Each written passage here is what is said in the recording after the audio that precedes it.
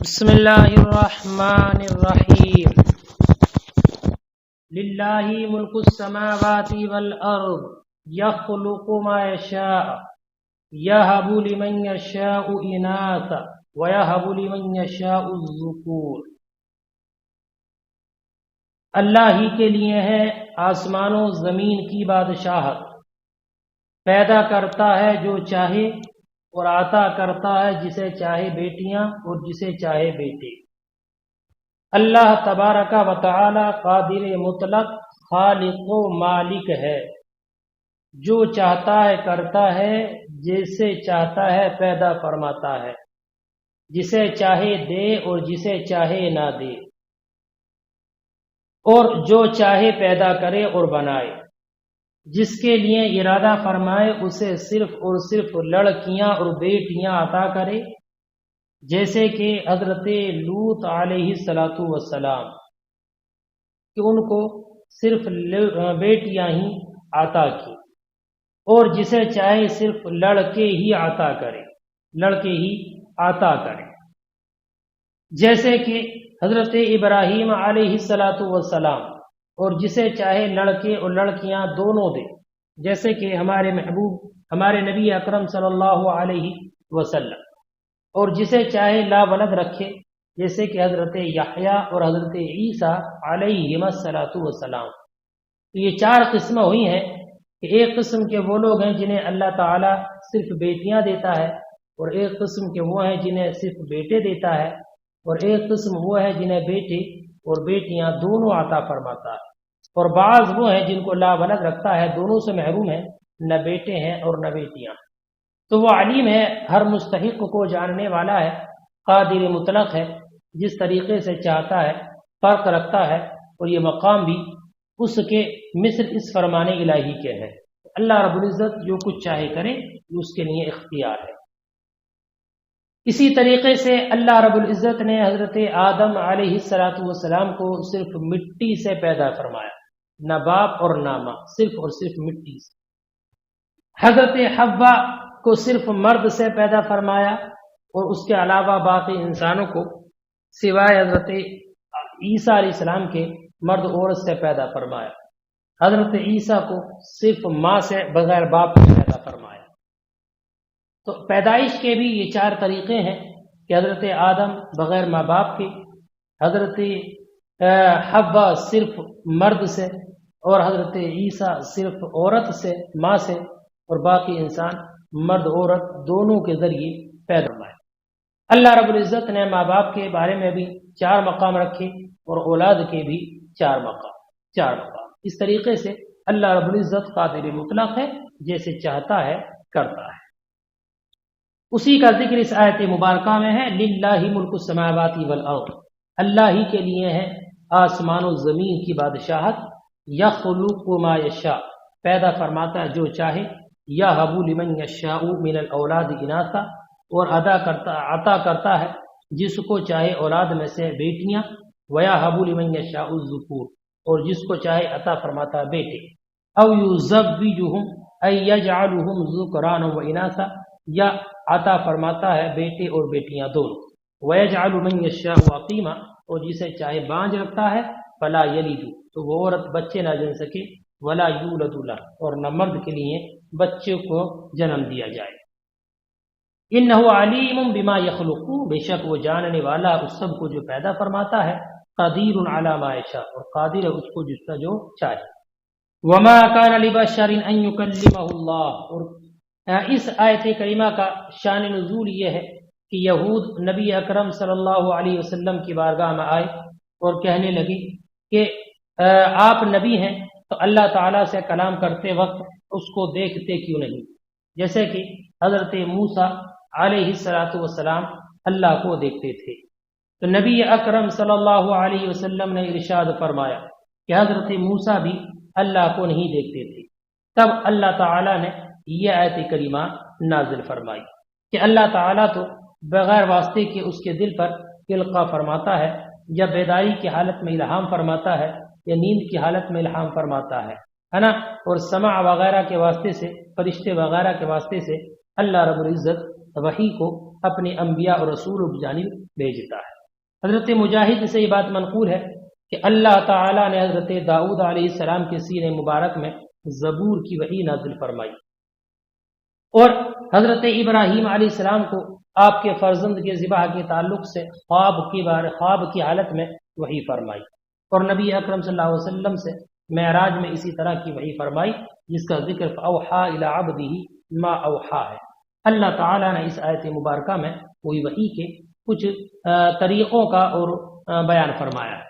وما اللہ تعالیٰ وما کان لبشر، اور کسی بشر کی یہ مجال نہیں، ان یکلمہ اللہ، یہ ہر بشر کی یہ مجال نہیں کہ اللہ اس سے کلام کرے،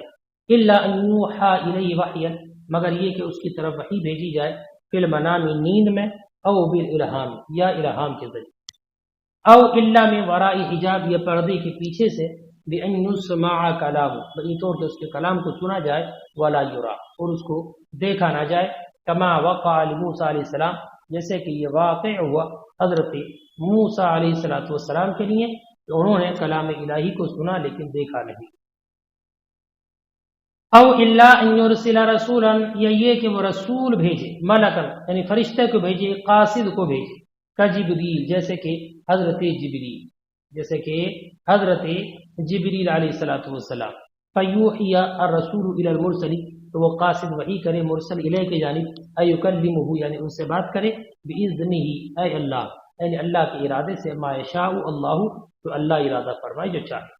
انہ علی عن الصفات المحدثین، بے شک اللہ رب العزت بلند و بالا ہے محدثین کی صفات سے، حکیم فی صنعہ، اور اپنی کاریگری میں، اپنی صنعت میں حکمت والا ہے۔ وَكَذَلِكَ، اور ایسے ہی، اے مثل ایحائنا الی غیرک من الرسل، اللہ فرماتا ہے اے محبوب، جیسے ہم نے آپ کے علاوہ رسولوں کی جانب وحی کی، اسی طریقے سے ہم آپ کی جانب وحی فرماتے ہیں، ایسی آپ کی طرف وحی آتی ہے، اور ہم نے آپ کی طرف روح کی وحی نازل کی۔ روح سے مراد قرآن ہے، اس لیے کہ یہ دلوں کو زندہ رکھتا ہے، اسی کے ذریعے مردہ جلا پاتے ہیں اور زندگی عطا کرتا ہے یہی قرآن۔ وَكَذَلِكَ، اور ایسے ہی، اے مثل ایحائنا الی غیرک من الرسل، یعنی آپ کے علاوہ رسولوں کی طرف وحی کرنے کے مثل، اوحینا الیک، ہم نے آپ کی طرف وحی کیا محمد، روح کی، هو القرآن، اور وہ قرآن ہے، بہ تحیی القلوب، اسی کے ذریعے دل زندہ ہوتے ہیں، من امرنا، ہمارے امر سے، نوحیہ الیک، یعنی ہم نے آپ کی طرف وحی کی اپنے امر سے، ما کنت تدری، اور آپ جانتے نہ تھے وحی سے پہلے کتاب کیا ہے، یعنی جب تک وحی نازل نہ ہوئی تھی آپ کو یہ معلوم نہیں تھا کہ کتاب کیا ہے، آپ کو یہ معلوم نہیں تھا کہ ایمان کیا ہے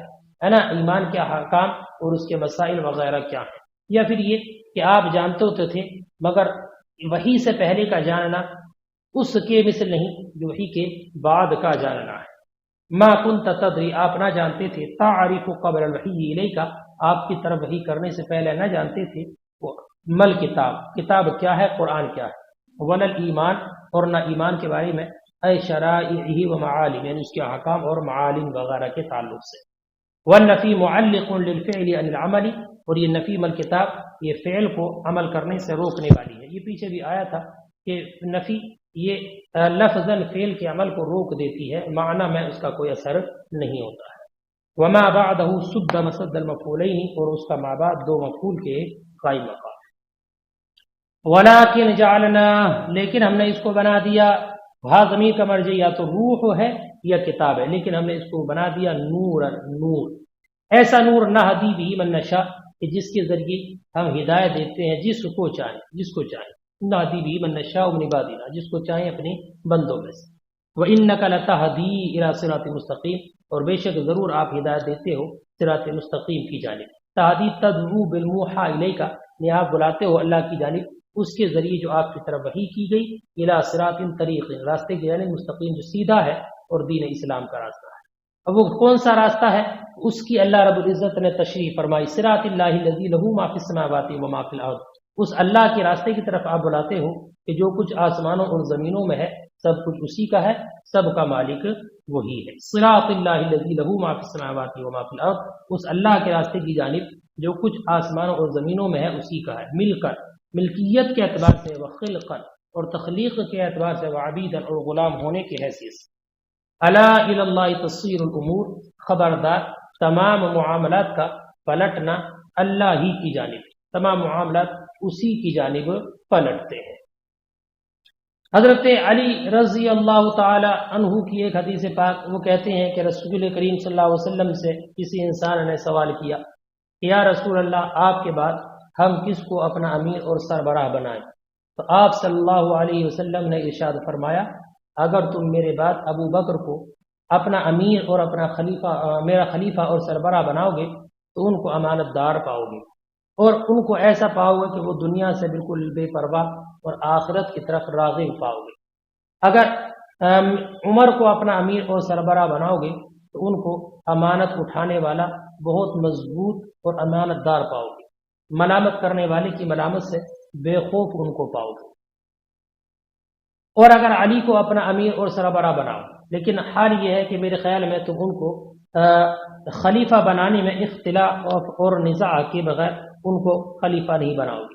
ताहम जब भी तुम उनको अपना खलीफा बनाओगे तो उनको राह रास्त दिखाने वाला यानी मुकम्मल मुर्शिद भी पाओगे और कामिल हिदायत याफ्ता भी, जो सिरात मुस्तकीम पर तुम्हें चलाएंगे। अला इलल्लाहि तस्सीरुल उमूर, खबरदार तमाम मामलात का लौटना अल्लाह ही की जानिब है।